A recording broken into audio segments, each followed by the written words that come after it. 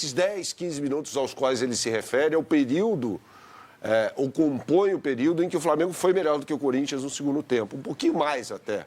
Então, de fato, ali houve um momento, mesmo com 10 jogadores, o Flamengo foi melhor. O que não significa que tenha criado grandes oportunidades, não as criou. Não as criou. A grande oportunidade do Flamengo surge aos 48 minutos do segundo tempo com o lance do Paquetá, né, que é inadmissível. Não é porque ele custou 42 milhões de euros. Se custar R$10, o cara não pode perder esse gol. Né? Um jogador profissional não pode perder esse gol. Em 2018 também o Paquetá perdeu um gol incrível contra o Palmeiras. Mas foi menos feito do que esse aí. Foi ali na marca do pênalti. Eu acho que há competição, hein, Berna? Não, esse aí pra mim é insuperável, cara. Esse aí... Foi a queima-roupa, né? Foi a queima-roupa. Ele tinha que ter feito o gol, né? Mas assim, no cômputo geral, né, na história toda do jogo, o Corinthians foi superior ao Flamengo, né? Fisicamente, tecnicamente. Agora, tem um aspecto interessante que eu acho que vai ao encontro do que a gente fala sobre o aspecto físico, principalmente de Arrascaeta e Jorginho no time do Flamengo. O Memphis estreia na temporada contra o Bahia. E vai mal naquele jogo. No mesmo dia que estreiam Arrascaeta e Jorginho. Isso. O Memphis foi mal ontem. O Memphis não jogou bem. Também não jogou bem. Nenhum dos três jogou bem. Nenhum dos três jogou bem, né? O Bidon teve problemas na marcação, mas ali do Alexandro. Depois ele... Mas ofensivamente ele foi bem. Então, assim, foi um Corinthians, o Léo vai entrar nessas questões aí daqui a pouco, que usou uma estratégia muito semelhante à do jogo contra o Bahia, né? Com o Ranieri fazendo um papel ali de um homem pelo lado esquerdo, né? Entre o Bidu Começou e o até pela Gustavo direita, Henrique. né? Porque ele tinha que seguir o Arrascaeta. Ele foi pro lado direito. Porque ele tinha que seguir o Arrascaeta, era uma individual e tal. Na esquerda foi contra o Bahia, ele foi pro lado direito, né? Entre o Mateuzinho e o Gustavo Henrique. Se a gente for observar, há semelhanças entre o que o Palmeiras fez na final da Libertadores, o que o São Paulo fez contra o Flamengo no meio de semana e o que o Corinthians fez no final de semana. Os três times jogaram basicamente com 3 zagueiros, porque o Ranieri era um terceiro zagueiro pelo lado direito e perseguiu o Arrascaeta por onde ele fosse. Encaixes individuais. Exatamente. O Palmeiras usava encaixe individual, o São Paulo usava encaixe individual e o Corinthians usou encaixe individual, que é encaixe individual, marcação individualizada. Cada jogador do Corinthians tinha um alvo do lado do Flamengo. Cada um com o seu. Cada um com o seu. Até os saltos eram muitas vezes parecidos. Então, o ala do Corinthians, que era o Matheus Bidu, pegava o Varela. Qual era a dúvida do lado do Palmeiras no jogo da final da Libertadores? O posicionamento do Varela, que gerava uma dúvida no Piquerez. Sim. O Varela baixava um pouquinho mais e o Piquerez tinha dúvida. Vou lá em cima buscar e abro um espaço nas minhas costas, ou fico, mantenho posição e o Varela vai conseguir transitar pelo campo. Nessas quase que o Bruno Henrique faz o gol, que seria colocado na conta do Felipe Luiz. Exato. Então, eu acho que é possível traçar semelhanças entre o que foi o plano de jogo do Abel na final da Libertadores, o que foi o plano de jogo do Crespo no jogo do Morumbi no meio de semana e o que foi o plano de jogo do Dorival Júnior para o jogo da Supercopa. E o futebol é muito louco, né? Na final da Libertadores, o Flamengo levou a melhor. O escanteio foi pro Flamengo, né? Pois e não pro Corinthians, né? E nos últimos 2 jogos, o Flamengo não esteve bem. Só pelo plano de jogo do adversário? Não, acho que isso diz mais para mim sobre o que é o Flamengo de 2025.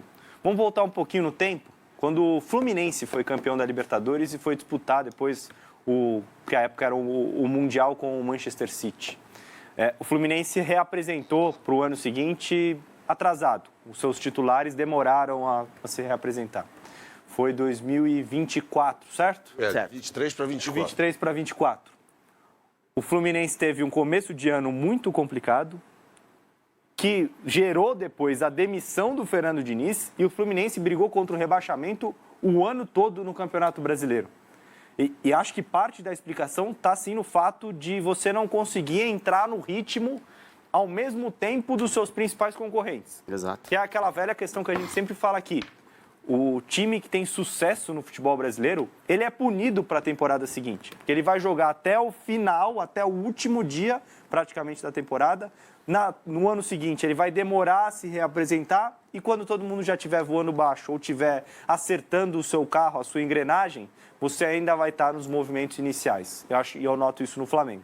Acho que já houve um avanço em relação ao jogo contra o São Paulo. Como o Berna disse, para mim, ficou muito claro que dos 20 minutos, mais ou menos, do jogo do Morumbi, do segundo tempo para frente, o Flamengo morreu. O erro do Pulgar é um erro técnico de alguém que está desgastado. Parece aquela pelada de final de semana que você joga com seus amigos no churrasco, que no fim do jogo você já está lá morto, não consegue mais tocar na bola. Foi o que eu vi no meio de semana contra o São Paulo, o duelo entre Flamengo e São Paulo. No jogo contra o Corinthians, acho que me surpreendeu de forma positiva o que o Flamengo fez no segundo tempo, com um homem a menos em que o Flamengo conseguiu ser melhor. Na primeira etapa, o Corinthians foi superior, conseguiu abrir o placar e acho que a vitória na Supercopa foi justa. Tem uma questão importante também, Kaká, em relação ao que o Felipe Luiz pensou para esse jogo. O Flamengo, pela primeira vez em muito tempo, mas muito tempo mesmo, jogou sem um ponto esquerdo. O Carrascal era o homem que saía da esquerda para ir para o centro. E o Plata, em tese, era o ponta, só que pelo lado direito. Só que o Plata, ele naturalmente, né, por ser... Ele vai na diagonal. Ele né? vai na diagonal. Para dentro da área. Então era fundamental que os laterais do Flamengo avançassem o tempo todo. Aconteceu pelo lado esquerdo. Muito com o Alexandre por causa dos problemas de marcação do Breno Bidon. No primeiro tempo. Nesse momento em que o Flamengo foi superior, nesse breve momento de 15 minutos. Mas pelo lado direito não acontecia. O Varela não conseguia subir. Então... Isso que eu não entendia, porque a gente comentou junto o jogo, a não entrada do Cebolinha, cara. Então, assim, a crítica foi no começo do jogo, beleza. O cara tinha um outro plano de jogo e tal. Ele é o técnico, manda ali e colocou. Aí vem o intervalo, fica com 10. Tudo bem, não vai mexer ali naquele momento, porque ele precisa pensar o que vai fazer e tal. Mas, cara, ele foi entrar faltando 10 minutos, cara. Ele adora o Plata. Ele adora o Plata. Eu, que não sou técnico de futebol, e parto do princípio que o Felipe Luiz entenda muito mais de futebol do que eu. Sim. Mas a gente parte desse princípio analisa. mesmo, é lógico. Eu teria entrado com o Carrascal pelo lado direito e Lino ou Cebolinha pelo lado esquerdo. Para não mudar a estrutura tática do Flamengo, que é mais determinante. O Flamengo chegou ao sucesso no ano passado jogando dessa forma. Então ele mudou o eixo ofensivo do Flamengo. O conceito dele é de que para fugir do individual, tá? Isso estou falando pela coletiva, tá? Não é uma opinião minha. Pela coletiva do Felipe Luiz. O conceito dele era, com mais gente de posse de bola e troca de passe, eu vou tirar os encaixes de marcação com movimentação. Esse era o conceito dele. Ele fez isso contra o Atlético Mineiro. Não? Até os 75 minutos, cara, não tá dando certo.